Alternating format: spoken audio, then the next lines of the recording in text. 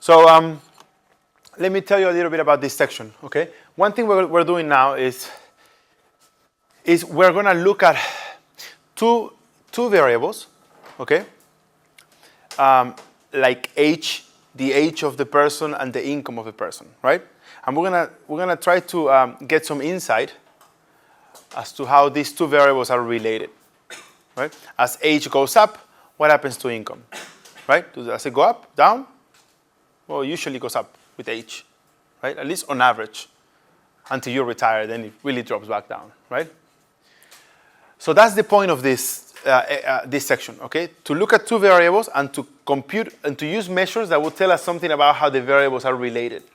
Very useful topic for, when you're running a business and you want to predict things. What's going to happen to sales? But wait, what are the things that drive sales? And how it's related to sales, right? So you need to know about variable relationships, right? So it's called measures of association, all right? We're going to look at two of them. So let me tell you a little bit about the formulas, because it gets really a little overwhelming, right? We've seen so many green boxes today, and there are more to come, okay? And it's like green boxes times 2, because we get one for samples and one for populations, right? It's like everything repeated, okay? So let me tell you about these 4 formulas we're going to see here, okay? It's really 2 formulas, right? Really 2 concepts, covariance and correlation coefficient, but times 2 because we got to look at the formula for the sample and then the formula for the population, right? Now, as far as the correlation coefficient, the formulas are different just because of notation, okay? The only difference comes from notation. So as far as computation, same thing, okay? And when it comes to covariances, the formulas are different because of notation, but also because of computation, okay? There is a slight difference between the 2 formulas in terms of how they're computed. Just like the variance formulas, right? How they were slightly different because of the n minus 1 and the big N, right? Very similar, okay? So just so you know, this topic is not on chapter 3, it's on chapter 14. But on your homework, it's all already there, right? So you do have a homework question on this one and a quiz question on this one. All right, I should say that again. This topic here is in chapter 14 in your book. So if you don't find it in chapter 3, then you got to go to chapter 14 and find it. Okay? It doesn't make it more difficult because it's in chapter 14. In every book that I've seen, actually in the new edition of the book, they moved it to chapter 3. So if you have the new edition, which I doubt you would, it's just too expensive. Really, why would you buy the new one? You will find it in chapter 3. Okay? Covariance. The covariance, just think of the name, covariance, right? It's going to be very similar to the variance. Okay? It's going to be very similar to the variance formula. So covariance, the co, you can think of it coming from the word co-movement, right? The covariance measures the relationship between two variables, but it measures the linear relationship, okay? And that's a key word there, okay? Linear relationship.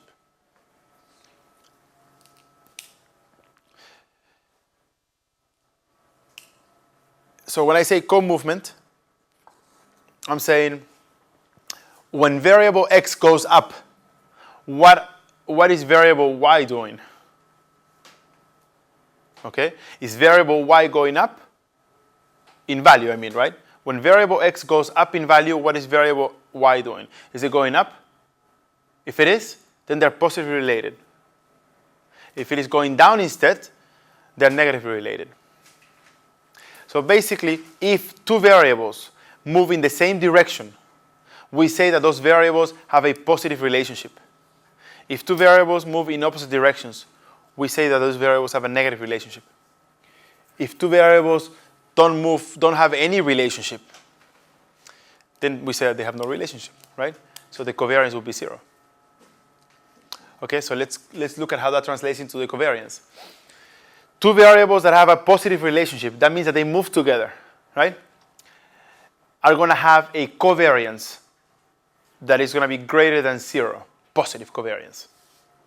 2 variables that move in opposite directions are going to have a negative value for the covariance. And 2 variables that have no relationship are going to have a 0 covariance. How is that? Good. So you take two variables, x and y. Now we're looking at two variables, not just x, but x and y, right? X and y, two variables. You compute the covariance. The sign of the covariance is really most of what we care about. The sign of the covariance. But we also care about the size of the number. But the sign of the covariance, whether there is positive, negative, is telling us about the relationship, whether there is positive or negative. Okay? So if you think of age and income, if you look at those two variables, should they have a positive or negative covariance? Positive. They tend to move together, right? As you get older, on average, I'm not saying that everybody does that, right? You may decide to stop working at the age of 30, right? Or whatever, okay? But as you get older, you tend to earn more money. Age is a variable, income is another variable. They move together, okay? It's hard to say as you get younger, you make less money because nobody gets younger, right? But in theory, as a variable goes down in value too, right? The other variable goes down in value as well. If they go together in the same direction, they're positively related, okay? If they go in opposite directions, they're negatively related. All right. So how does the formula work? Do you see a difference? I like actually having the formula side by side. It's much easier, right? You can just see the difference, okay? Difference, of course there's a difference. There's a difference in the notation. Instead of x bar, we have mu, right? Instead of small n for the sample, we have big N. Instead of S sigma. Now be careful, right?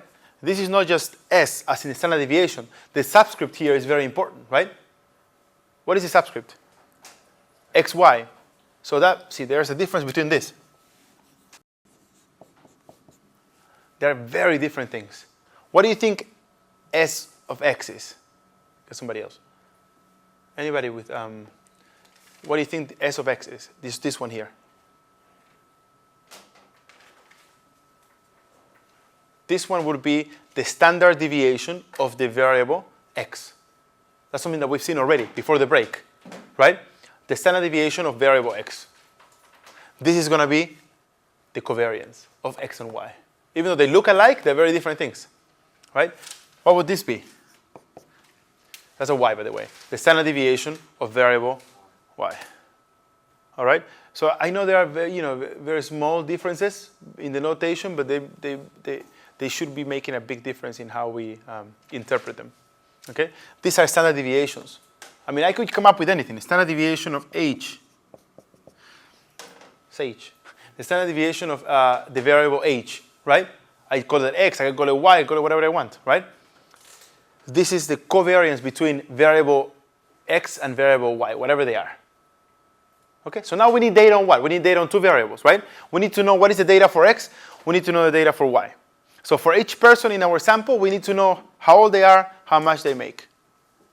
2 data points per person. Before it was just one, X. Now we need X and Y, so that we can look at how these two variables are related. All right? So that's one thing. Be careful with, the subscript tells you something. The other thing is, you see how we have Y bar here? That's going to be what? The average of the other variable, the new one. Okay? And here we call it mu Y, right? Mu Y. Mu X, mu Y. Okay? Everything is the same. So notice the big difference between the two formulas, to me, is this down here, right? N minus 1, just like as in the variance. Here, N. Okay? All right, so let's see how we compute it. We don't need an example for this, huh? Yeah, and I have one here, so let's do it together. Okay? This is one of the problems that I asked you to do on your own. We'll do it together, okay? So the covariance first, because that's all we talked about, right? And then the correlation coefficient. What I'm going to do is I'm going to use the sample formula, and I'm going to write it out here so you remember it. XY equals sum xi minus x bar yi minus y bar I equals divided by n minus 1. I don't have an example, do I? Hold on one second.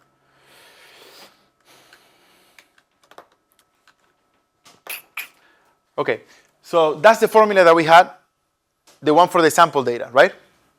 You see how, you know how the population one changes, the notation changes and all that. So let's apply this formula, okay? What I want to do is I want to do it on a table format. Much easier, much better. It looks like it's more work, but it's much more organized. So let's start with this. What are the first three things we need to know before we start computing the covariance? The two averages and what else? One thing that we know, so it's given. The sample size, right? Just like before, okay? So what is n? What's n? Diana? This n. What is it? Is it all 5 of them?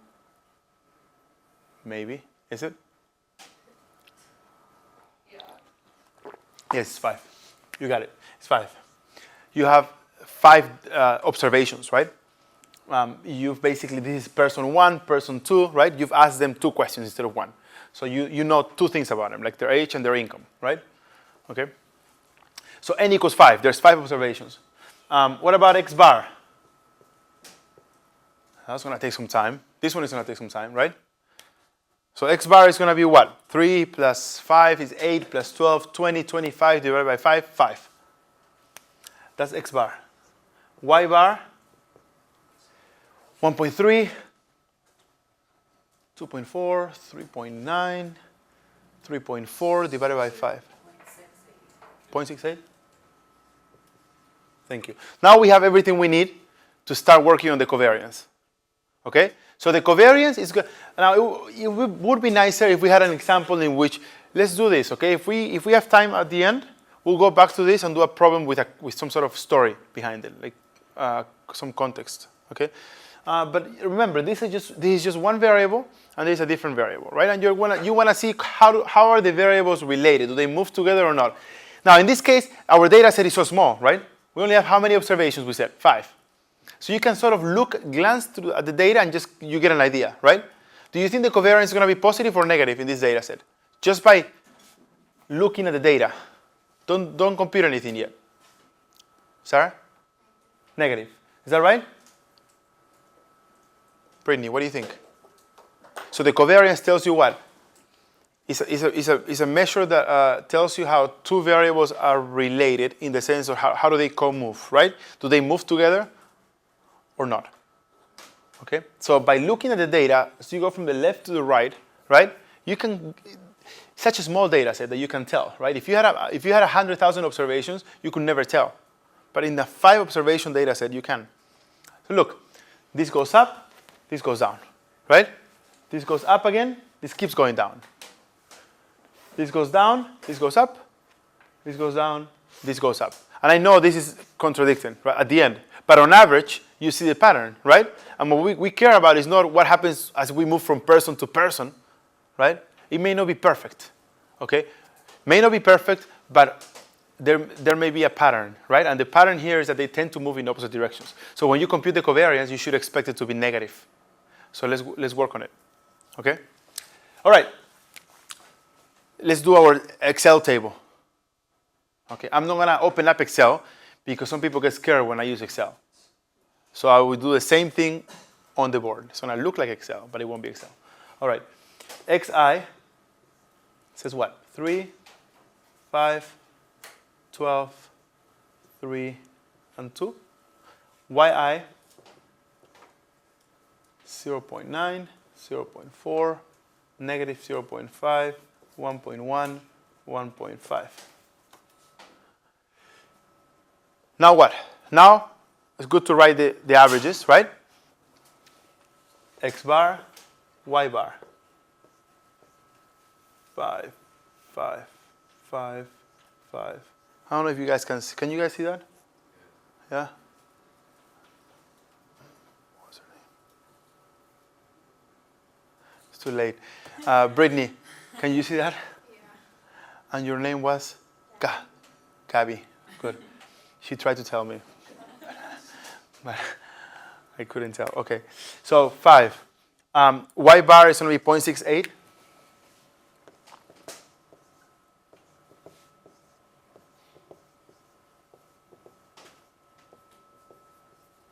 So that's sort of the setup, right? Now we actually have to apply the formula. Now look at the formula, okay? You're going to take, again, you start with the first observation, right? The first row. Take the first value of x minus x bar. Whatever you get is called x in deviation form, right? Multiply that difference times y in deviation form. Okay, so let me create a new, I'm going to run out of space, so I'm going to have like a big column here, which is going to be xi minus x bar times, right? yi minus y bar. So this is this whole thing times this whole thing, right? You have two things, you're multiplying the two. That's all, okay? So let's see what it would look like. I'm going to write it out. 3 minus 5, what would that be? Negative 2. And here we have 0.9 minus 0.8, 6.8, right? So we basically have negative 2. I'm going to just show you everything for 1, then we can do it for the rest, okay? This is basically negative 2 times 0.22, yeah? So what are you going to get from this? Negative 0.44. Notice one thing. The number came out, what sign? Negative. Why? Because, this is why. Because in the first observation, the value of x was below the mean. Correct? That's why it was negative. But in the same observation, the value of y was above the mean.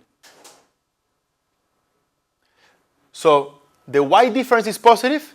The x difference is negative. When you multiply the difference, you're going to get a negative product, right? That's what happens most of the time. Most of the time, when x is below the mean, y is above the mean. Or when x is above the mean, its own mean, y is below its mean. That's why the products are going to end up being mostly negative. Okay?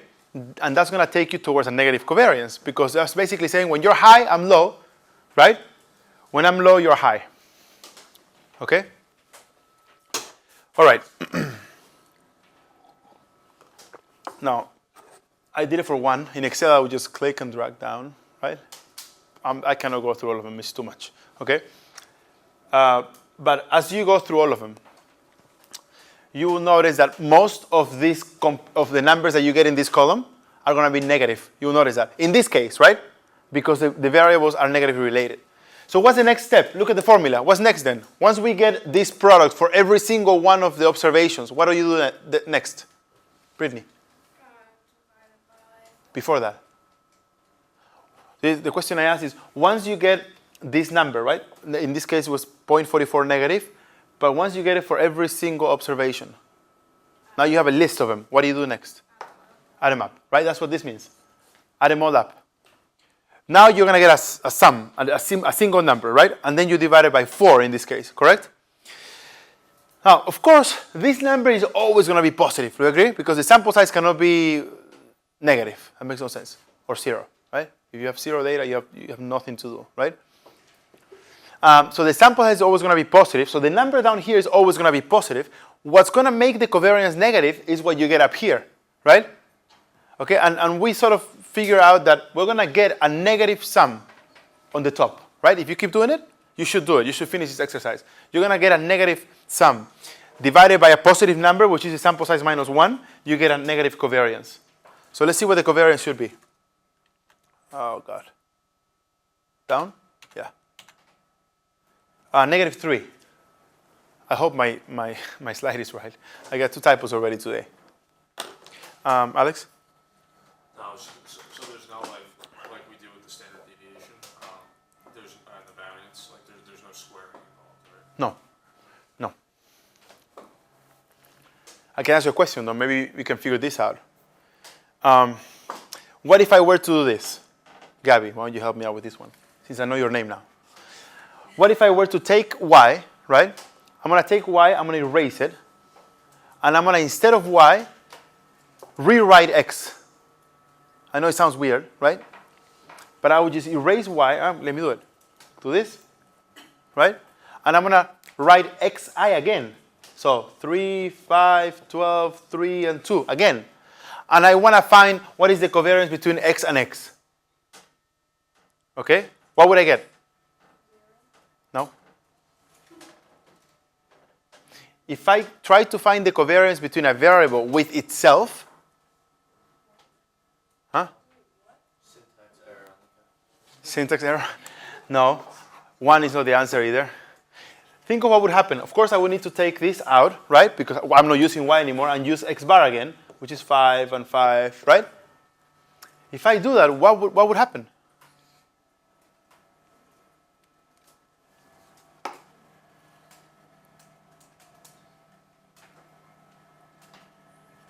Well, look at the formula. What would I be doing? I'll be replacing y for x. That's what I just did, right? So if I do that, it'll be xi and x bar, which is basically what?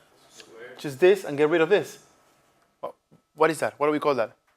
The variance. That's the variance formula, right? So the variance is simply the covariance of a variable with itself. Okay? So if I take the covariance of x and x, I might as well call it the variance, because that's what I'll be doing. Okay? So the variance is just that. It's the covariance of a variable with itself. And I know that you had a tendency to say 1, right? Because if you think, and that's a good tendency to have, okay? If you think about it, how does one variable covary with itself? It's the same thing. You're basically, this thing goes up by 2, this thing goes up by 2, because it's the same thing, right? So yes, in a way they're perfectly related. Positively, of course, they move together. Positively, perfectly related. Okay? But what I was trying to get at is the formula construction, right? It's really, the covariance is not very different from the variance formulas. They are the same sort of formula. All right. So -3, what does that mean? A lot of most of the information that we really get out of the covariance is the sign, the direction. How are they related, positively or negatively? Negatively, because of the sign. The number tells you very little, unless you're comparing two different sets of variables. Okay? So just to simplify it, when you compute the covariance between two variables, really most of the information comes from the sign, right? Is the covariance positive or negative? Well, if it's positive, the variables on average move together. If it's negative, the variables on average move in opposite directions, right? Okay, remember how we went from variance to standard deviation? It was one additional computation, right? Now we're going to go from covariance to the correlation coefficient. Now, correlation is a term and a word that we use. Maybe not on a daily basis, maybe not on a weekly basis, but on a monthly basis, right? You probably say correlation once a month. Okay, maybe. Don't you? Do you guys ever use the word correlation for anything? Sometimes, right? Even if it has nothing to do with quantitative academic knowledge. Okay, you may use it. Okay, so we do have an idea of what correlation is. Well, correlation is not much different from covariance. Okay, correlation tells you about how two variables are related. Okay, to be more technical, it tells you about the linear relationship between two variables. Okay, well, that's exactly what the covariance told us, right? Why do we care about another measure that does nothing different? Well, it does something very different. In the case of the covariance, when you get something like -3, what do you conclude? You conclude that x and y have a negative relationship, right? They move in opposite directions. Okay? But how strong is the relationship? We don't know. We just, -3, is that strong or weak? We don't really know. Okay? So to know about not just how the direction of the relationship, positive or negative, but also the strength, we need to compute the correlation coefficient. So the correlation coefficient tells us a little bit more of information. Okay? It's gonna tell us about direction, but also strength. So we can say things such as these two variables are strong positive correlated, or weak positive correlated. That could be the case, right? Or strong negative correlated, or weak negative correlated. So besides direction, we also get strength information. Okay? Correlation coefficients. Oh, where did it go? Oh, it was before that. So these are the formulas, more green boxes. Look at the formula. Now you may be thinking, well, there's a lot of work to do to get to a correlation coefficient. Look at the sample notation. All right, the sample notation says what? The formula consists of 3 numbers, right? 3 numbers. What's the top number here in the numerator? What do we call that? Covariance between x and y. What do we call the numbers down here? There are 2 numbers, right? Good. Good. So look at all the work you gotta do, right? To compute the correlation coefficient between 2 variables, you need to compute first the standard deviation of one of the variables, then the standard deviation of the other variables, and then the covariance of the 2 variables. That's 3 computations before you can actually compute the correlation coefficient. Of course, if you know Excel, you just type the equal sign and then CORREL, and then put the data in there. Okay? It's much easier, right? But if you do it by hand, it takes a lot of time, right? For a data set of, let's say, 10 observations, it'll probably take you 10 minutes or more, okay, to get to this. All right? But once you have these 3 numbers, you have the covariance, the standard deviation of x, the standard deviation of y. I don't know how used you are to quantitative courses, but if you ever see one thing and then right next to it another thing, right, they're multiplying. If there's a space between the 2, that means they're multiplying. Okay? Usually when there's a space between 2 things, 2 distinct things, they're usually multiplying. Okay? So there's a number here, the covariance divided by the product of the standard deviations of each individual. Now, for the and the correlation coefficients, the label is R, right? R, X, Y. If you're looking at the population correlation coefficient, just change the labels. Nothing different, right? The formula is identical except for the notation changes, right? Instead of, we have Greek letters here, right? So we have sigma XY, sigma X, sigma Y. And here we have rho, the Greek letter rho, XY, okay? Now, let's talk about this, the contribution of the correlation coefficient. Why is it better? Because of strength, we said, right? So it's when you compute the correlation coefficient, you're basically forcing your measure, your numerical measure, to be between a given range. So this formula here forces your outcome, your numerical value, to be between -1 and 1. So when you compute the correlation coefficient, your correlation coefficient must be a number between -1 and 1, including the endpoints. It could be -1, and it could be +1 too, right? So it could be, if you ever are working on a problem, and you finish the problem, like after 45 minutes, you're exhausted. You got the correlation coefficient, right? And it comes out to be 3.5, you got it wrong, okay? It cannot be outside the -1, +1 range. By construction, this formula forces the answer to be in that range. So that's a way of you checking your own answer, right? Okay, troubleshooting, right? All right, how is that? So let's see how we interpret numbers then, okay? What needs to happen for the correlation coefficient to be 0? Let me start somewhere else, actually. These are good questions. The standard deviation of x, can that be negative? Can the standard deviation of a variable be ever negative? By the way I'm asking you the question, you sort of know the answer, right? I don't know, maybe.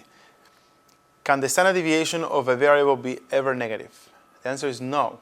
Remember how we compute the variance? We square numbers, right? When you square numbers, you get rid of all the negative signs.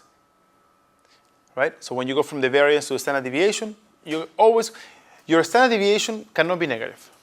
Okay? So the standard deviation of x has to be either 0, in which case there's no variation, or most likely it's going to be positive. Same with y. So if these 2 numbers are positive, when you multiply the 2, what do you get? A positive number. Right? So how can then the correlation coefficient be ever negative? Because the covariance could be negative. So what I'm trying to say is that the sign of the correlation coefficient comes from the covariance itself. Right? So if you know the sign of a covariance, then you know the sign of a correlation coefficient. It's the same. So why then? Why do we have the correlation coefficient? Because now we can say something about strength. Okay? How? Let me go straight to the point. The closest the correlation coefficient value is to either -1 or +1, to either end, the stronger the relationship is. Does that make sense? So something like 0.95, is that close to 1? Yes. So that means that those two variables are strongly related, right? Very strong relationship. What about -0.95? Is there a strong relationship there too? Yes. Yes. You need to be far from 0 to have a strong relationship.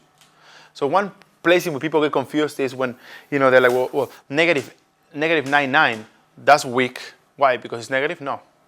Okay, one thing is the direction, positive or negative, and different thing is the strength, weak or strong. Okay? So you can have two variables that have a very strong negative relationship, like -0.9. Okay? So as you move away from 0, so if we have like I should be here, -1, +1, 0. Right? I guess we shouldn't have this, right? Because these are not possible outcomes. Okay? That's our correlation coefficient set of possible values, right?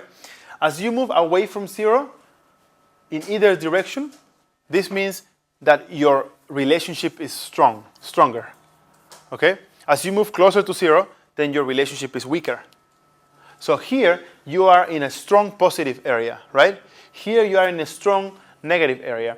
Here, you are in a weak area, right? Weak area, where there is weak negative or weak positive. All right? What about here? I don't know. It's all relative, right? It's all relative, okay?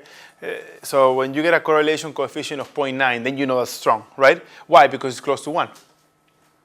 What about 0.5? Oh, that's hard to interpret, okay? It's stronger than a different set of data of variables that have a 0.1, yes. But, all right, so do you see where we get more information now, right? Since we have boundaries, we know when the relationship is strong or weak, okay? So that's the big contribution of the correlation coefficient. Now, one thing I should be warning you about is this thing here. Correlation does not imply causation. Do you guys remember when we talked about? Did we? I'm doubting myself. I think we did. We talked about, yeah, we did.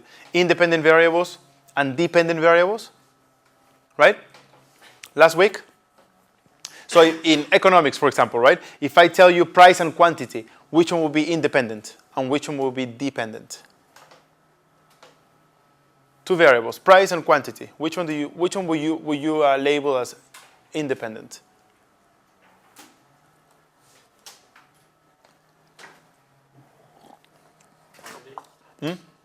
Independent? Would you? Price? So which one will you, okay, let me ask the opposite question. Which one would you label as dependent? Price or quantity? Quantity, right? I mean, everything moves in circles in economics, right?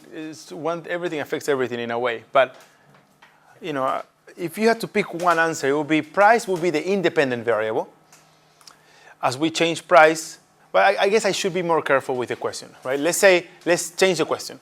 Price and quantity demanded. That makes it a little more clear, right? Because you have quantity supplied too, right?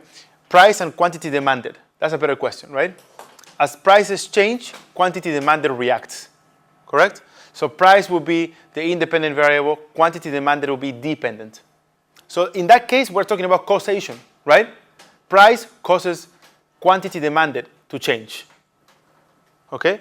Did we need any numbers to come with that conclusion? Did we have to go through any data work? No. It comes from just understanding things, how things work, right? Theory. So causation has to do with which one is independent, which one is dependent. Okay? Correlation does not tell you anything about causation. Just because two variables move together, it doesn't mean that one causes the other one to change. That's the point I'm trying to make. Okay? Very important point. All right? Just because two variables move together, so they're positively correlated, does not mean that the increase in one variable causes the other one to increase. All right? That's not necessarily the case. Okay? All right. So now we can talk about, wow, that would be a lot of work. That's a lot of work, right? Because the only thing we have is what? Covariance, right? So, well, at least we know the process. So let me explain the process at least, right? This is what you will need to do. You will need to take this formula, not this one, sorry. This formula and compute the covariance, which we just did. Well, we didn't finish it, but we got close to it, right? And it would be equal to what? -3. Okay? Then you will need to compute x, the standard deviation of x, right? What formula do you need for that? Square root of some xi minus x bar squared divided by n minus 1. But to do that, you have to do the whole thing over. The whole thing over, yeah, because it's not the same as this. See, in this case, you take the x difference and then you square it. In this case, you take the x difference and then you multiply it times the y difference. So these are 3 different computations, okay? And then you will need to take sy.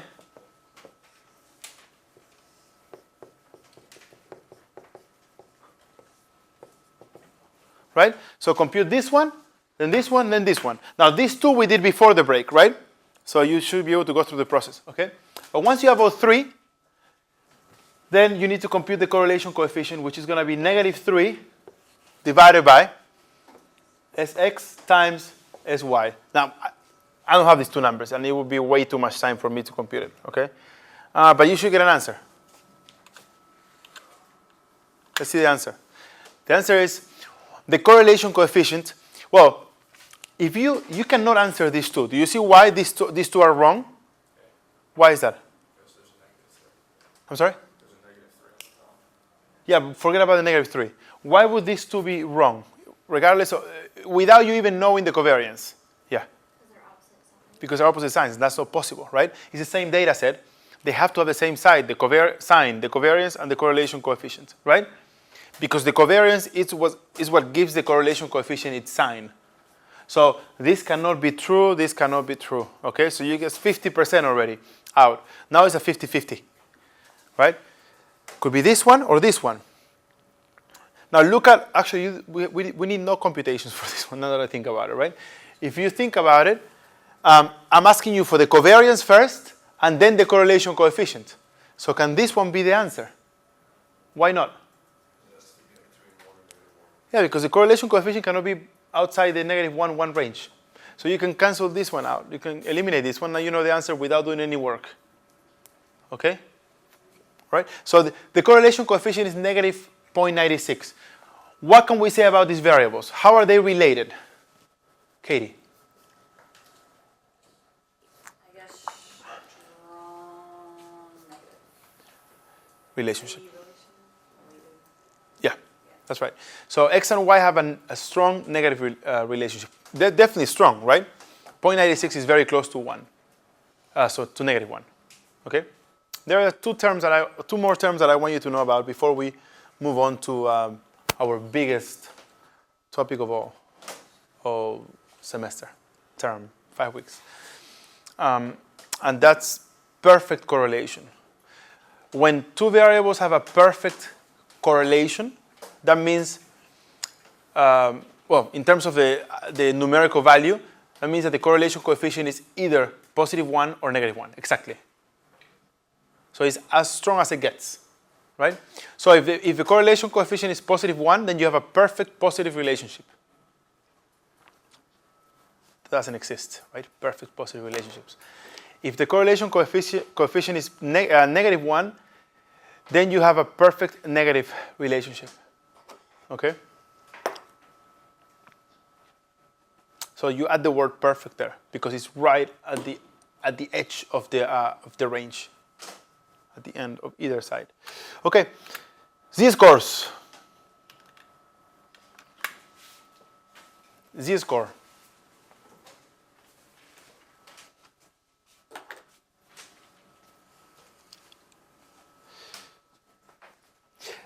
The z-score is a term, a concept that I'm gonna use when I'm gonna use starting chapter. So of course today, because we're talking about it for the first time.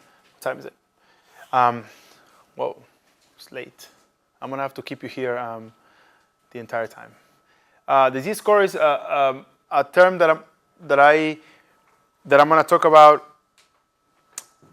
today, but also in chapter 6, 7, 8, 9, and so by the time we get to like chapter 7 and 8, you really know what the z-score is. It will become a tool, not something you need to learn. It will be something that you use, that you know very well. Okay, but see, if I say it, if you read this, right, you may be thinking, what is that, right? How can that make any sense? But the z-score is basically the number of standard deviations that an observation is away from its mean. Does that make sense? How many standard deviations a given observation, a given data value, is away from its mean? That's basically what the z-score is. That's what it means. The z-score measures distance between what? Between a given observation, you pick the observation, and the mean, but the distance is measured in what units? Not in dollars, not in yen, not in feet. Is measured in standard deviations. Okay?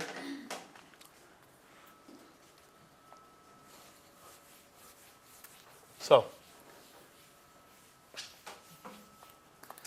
to simplify it, let me build a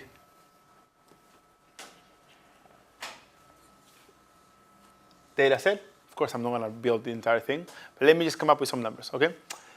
8, 12, 0, 6, 10, and more, okay?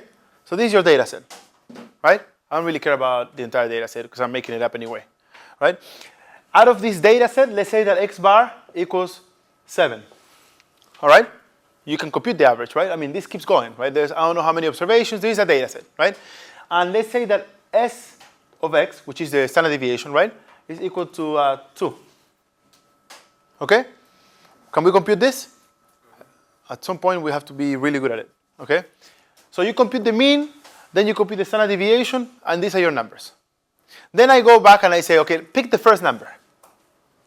Which one is it? This one, right? Take that one. That's our first observation in the data set, right? And tell me, how far is that number from the mean? Now you may say what? 1. That's true. It's 1 away. So let's say let's give some context to this. Hourly wages. Okay? So dollars. Dollars, right? Hourly wages in dollars, okay? How far is the first observation from the average wage? And the answer is $1. Do you agree? $1 greater than the average. Fine. That's true, that's correct. But if I were to ask you, how far is the first observation from the mean, but don't measure the distance in dollars, measure the distance in standard deviations, what would your answer be? Alex? Half. Do you see why? Gabby? No? Well, how big is one standard deviation? How big is a standard deviation? 2. How far is 8 from 7? 1. Oh, okay. That's half of the standard deviation. So how far is this observation from the mean? It's $1 away. That's one way of saying it, right? But in that case, we're measuring in what? In dollars. But what if I don't want to measure in dollars? I want to measure in standard deviations. You may be saying, well, you're crazy. Why would you ever do that, right? There's a reason for doing that, okay? That we won't see it yet. If I were to ask you, how far is 8 from 7? with the distance being measured in the number of standard deviations. Well, you know that one standard deviation is 2, right? So 8 is half a standard deviation away from 7. So said differently, that means that the z-score of the first observation is 0.5. All right, so how do we compute the standard deviation? Very simple. We say, okay, let's take the first observation, right? Let's call it x1, right? That's the first one in our data set, minus the mean, 7. That gives you how much?